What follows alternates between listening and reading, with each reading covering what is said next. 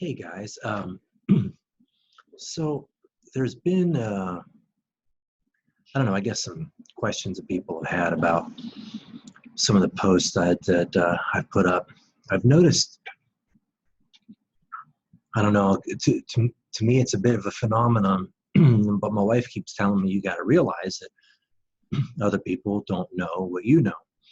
I find it a lot of times when I'm talking about brain training, people are like, oh yeah, and they think that they, you know what I mean, are following what I'm saying. But what they're actually doing is referencing what they have experienced with mind training.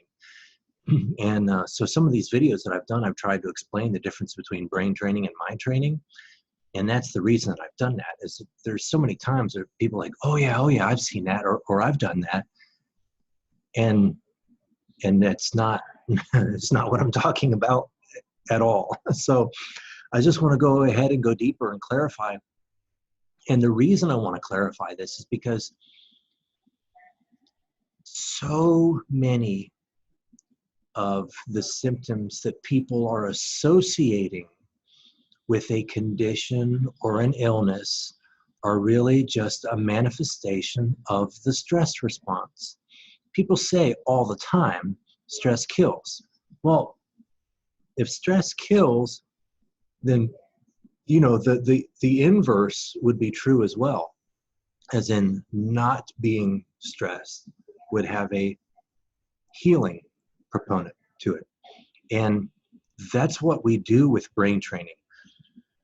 We shut off the fight or flight response. We take the body out of the sympathetic state and we get into rest and digest, which is where the body heals, where the body rests, where the body is in a peaceful, tranquil, or serene state, which is the opposite of most all of the symptoms that people are describing.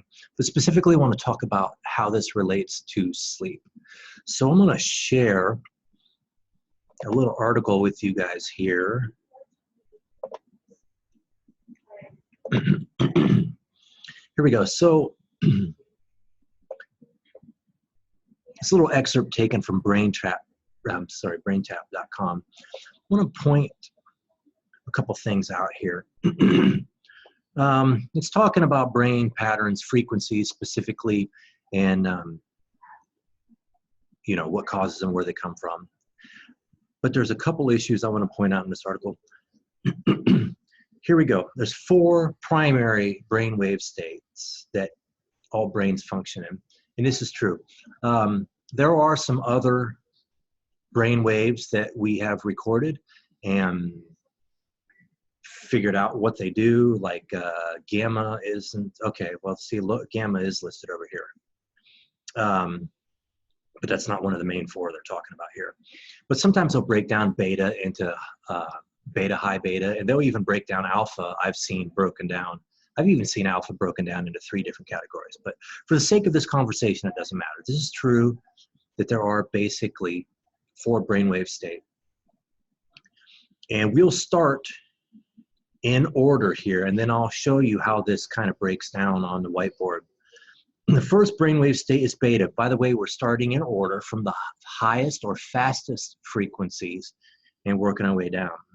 This is your wide awake or alert state, necessary for focus and concentration.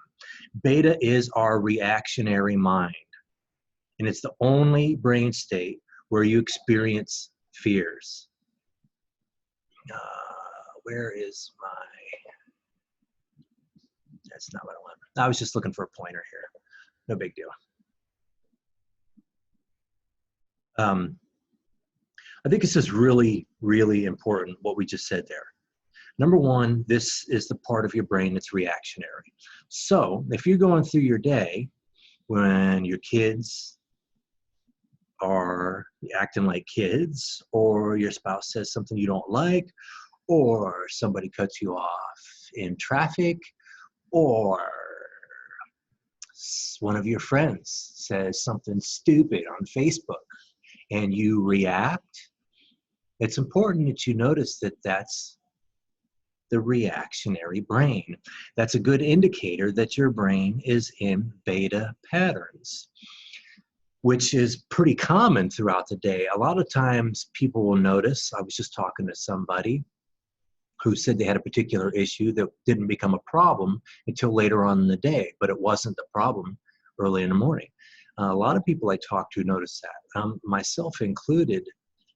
When I first get up, my brain is at a more peaceful and poetic or artistic or imaginative mindset. Everything's just very fluid and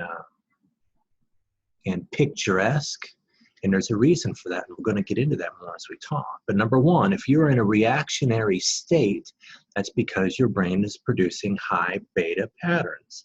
The next point I want to bring out here is this is the only brain state where you experience fears, frustrations, and negative emotions.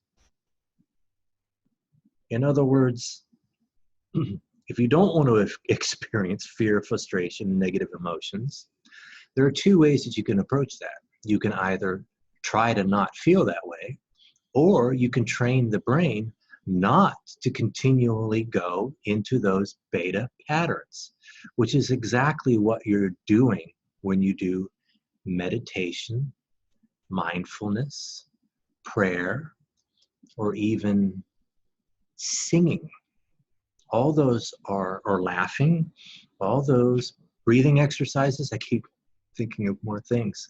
All those are techniques that actually help your brain get out of beta and into alpha patterns. That's why you feel the results from those exercises. But if you were to watch what's literally happening in the brain through an EEG, when you do those exercises, you're going to see the brain transitioning from beta patterns to alpha patterns. Well, with EEG-led brain training, you can train yourself to get out of those beta patterns.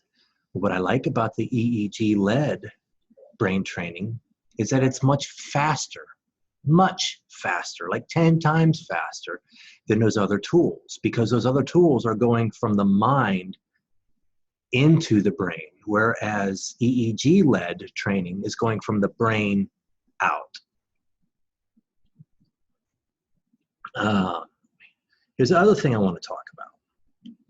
This particular article specifies each frequency and how they relate to neurotransmitters. What I want to get across today is the idea of sleeping. We're going to talk as we get over there into the delta waves, but beta is the total opposite end of the spectrum from sleeping. So if you're not sleeping and you're experiencing any of these symptoms that we're talking about here, then you're going to understand why. And if you're doing these high beta patterns, which is the opposite of sleep patterns, you're beginning to understand what's going on here. Beta activates neurons that produce dopamine. Lots of the people that I work with are experiencing dopamine sensitivities. Dopamine is the feel-good chemical, but it's associated with stimulants or feeling high, right? Or the sensation of go, right? All those things I want to reiterate are the opposite of rest, the opposite of sleep. So if you're trying to get high, right, or taking drugs that stimulate dopamine, or you have a dopamine sensitivity, or you're doing caffeine to get going, right? All those, this is why those inhibit sleep. We're going to explain more as we go here. Stay with me. Too much beta, which many of us have, all of us have, just about all of us have, due to stress, causes us to live in the reactionary state almost all the time. The reactionary state being in the brain, but living in a reactionary state causes the physical body to live in a sympathetic state, which is the full-on activation of the autonomic nervous system, which is the foundation of the fight or flight response. So many of us are going around every day with the fight or flight response kicked on. And and your body and your brain, central nervous system, are not designed to stay in that state. That is toxic. Absolutely. And there's a whole host of mental, psychological, neurological, and physical symptoms that go along with that. Talk about that more in upcoming videos. The next slower frequency down from beta is alpha. You know what? I'm going to go ahead and pop open the whiteboard here for just a second so I can show you guys this, and we'll come back to it.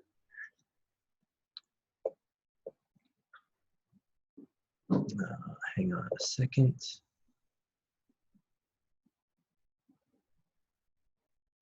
Sorry, guys. Just a second here.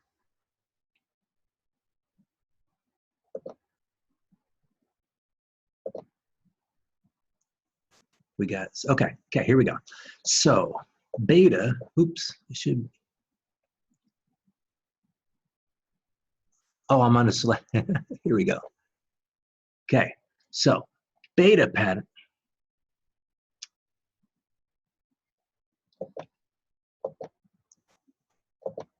There.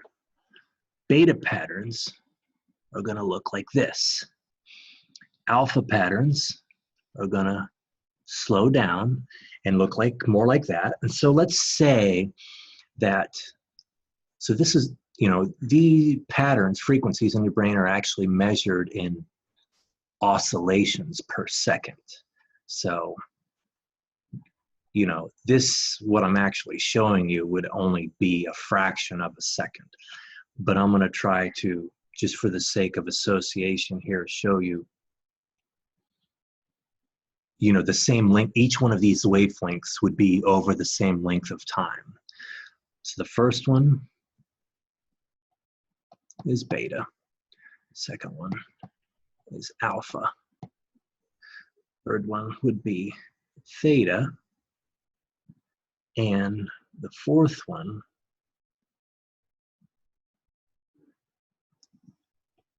will be delta.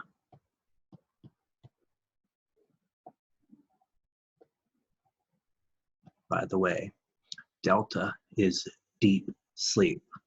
I'll talk more about that in a second. But many of us, especially if you're having a lot of high beta patterns, right? Let's see here, spotlight. There we go. Yeah, so if you're having a lot of beta patterns, what we see in brain training is people who are locked in beta patterns throughout the day, and we talked about the side effects or symptoms of those beta patterns, right? But what we find is, during the day, symptoms, what we find is people who are locked in these beta patterns actually don't ever get into the delta patterns, which is your deep recuperative sleep that you need to wake up feeling refreshed, where your brain and your body have had a full reset.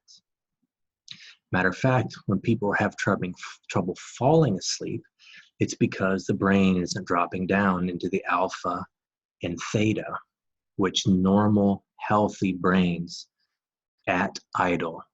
That means when we're not actively engaged in something, a normal, healthy brain should have lots of alpha.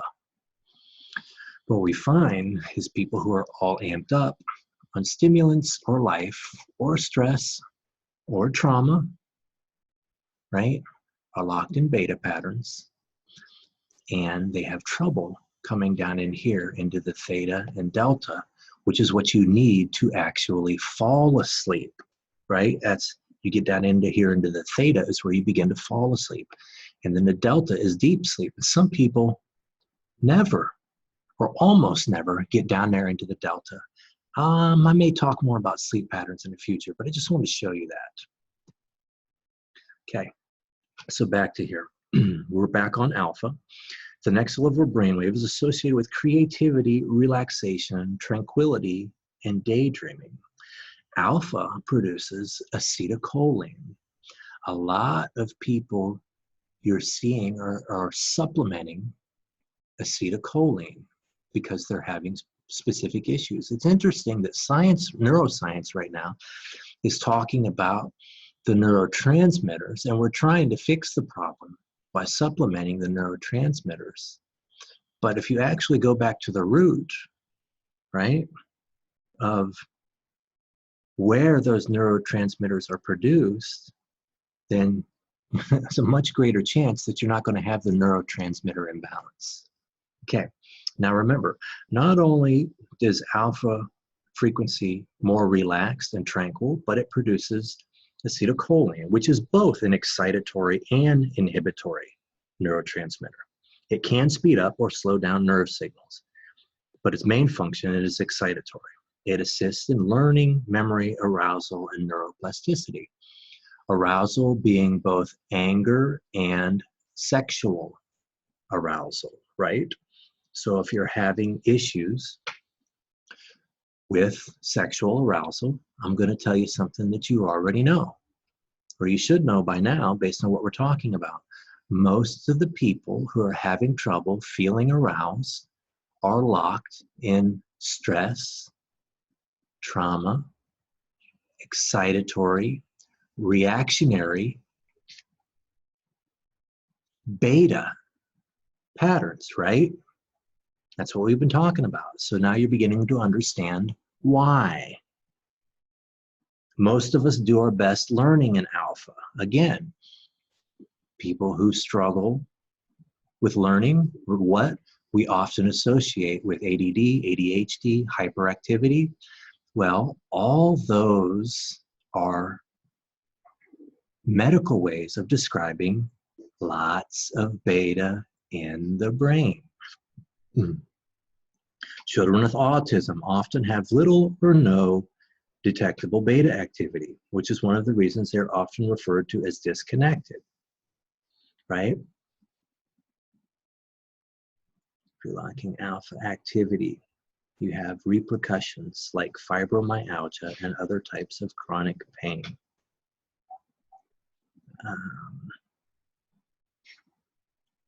That's a whole nother, you know what, I'm gonna go ahead and probably talk about that in another video too.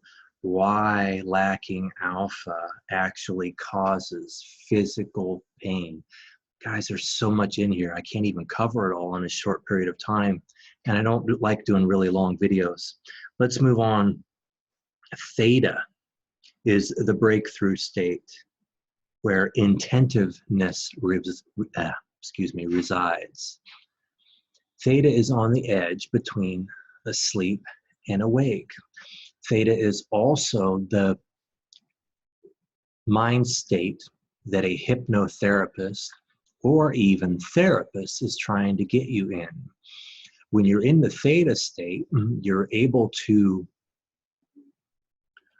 draw on past behaviors, concepts, memories, even trauma without being overly excited, right?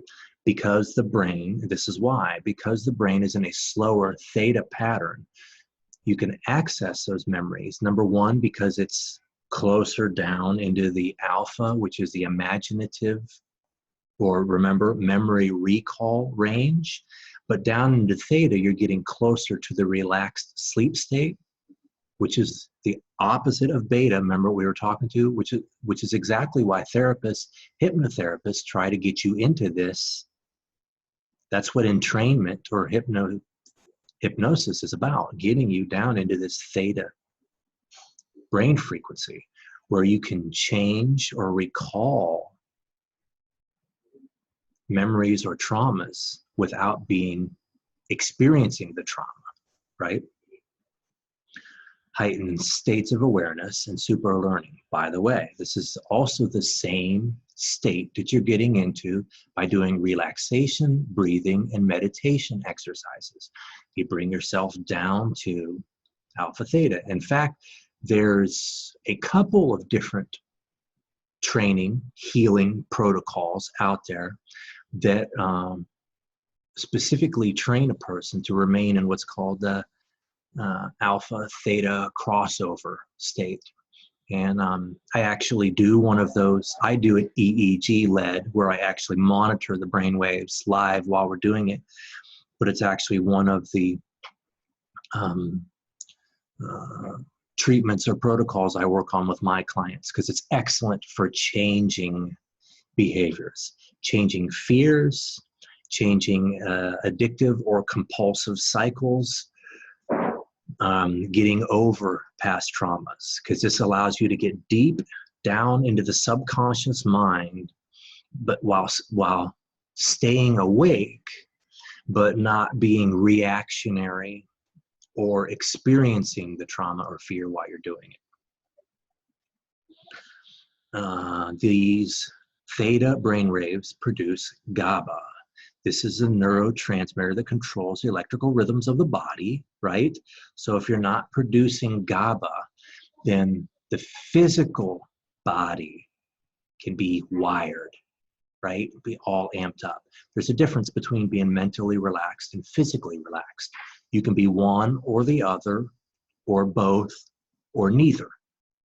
Think about that, actually. It's very beneficial, I found, with my clients to become aware of the difference, because it affects how we train. It's the inhibitory and important for down-regulating excitatory inputs, specifically physically, I found. Making it modulating frequency helps the rest of the brain work optimally. Most of the population today has very little theta activity due to stress and overstimulation. I don't know how to highlight that enough. This is well, everyone that I work with, but it's almost everybody, right? We have too much beta and not enough theta. Now, talking about sleep, it's very difficult, sometimes impossible, for the brain to get down into the delta waves without going through the theta waves. It's just the natural process. Those who do have too much daytime theta have an under-aroused nervous system and will appear dreamy or disengaged. This isn't what we would call clinical depression, all right? But remember, I'm a coach, I'm a mentor. I help people train their brains. But what I've seen is that people who have what is called clinical anxiety have lots of beta during the day and during the night. People who have what we would call clinical depression do have often lots of theta. Their brain is subdued. It's subduing activities, it's subduing processes, both in the brain and in the body, and that's what they're talking about here. Delta is the last frequency. Now remember, we were talking about this just a little bit ago on the whiteboard, right? Beta, alpha, theta, delta. Delta being the slowest waves, but those are also our sleep waves. This is a state we enter into when we're experiencing deep, restful sleep. Delta is associated with the production of serotonin. Now, if you're listening to me, I'm going to assume that you at some point have some awareness of clinical words like depression, anxiety, and right, almost all mental health drugs are SSRIs, selective serotonin reuptake inhibitors, right? They're trying to make you happier by balancing your serotonin levels, right? Well, Again, I'm going to tell you something that we probably all already know. If you're getting good, restful sleep, you would feel better. You would be happier. You wouldn't have what people call anxiety or depression, right? But here's a simple explanation of why. Not only do you feel better when you get the deep, restful sleep, but you produce more serotonin, which there's gobs, hundreds and hundreds of studies verifying the efficacy and the need for serotonin in the brain. It is inhibitory and controls electrical synchronicity in the brain. So the two sides of your brain can coordinate the body properly. Now, what does the two sides have to do with it? Well, we're talking about right brain, left brain here. One of the most profound books I've read on this, The Master and His Emissary, talks about how we as a society only reward left brain behavior, right? Right brain people who tend to be left-handed are your creative people, are your artistic people. They tend to be sculptors, carvers, musicians. Why? Because they have the more colorful, picturesque type brain. Excuse me. In context, though, think about what we've been talking about here. That right brain stuff is all stuff that we associate with alpha frequency. There's a common thread here, and I hope you guys are picking up on this. It's also the state of mind that allows the brain to recover, rejuvenate, and balance out mood. So it's not just the serotonin. It's not just the right brain activation. It's also the rejuvenation that you get during that deep recuperative sleep. There are three reasons why you want to train your brain to stop overproducing beta, right? One of the most fascinating aspects about the brain and neuroplasticity is that your brain is constantly changing, which means all of these issues can be fixed. That's great news. That's awesome news.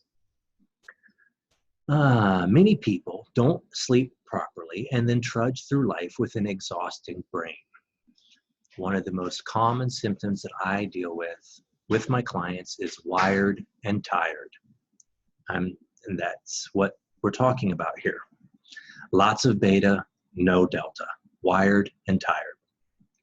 As you can see, all of these neurotransmitters are essential to a balanced, healthy life.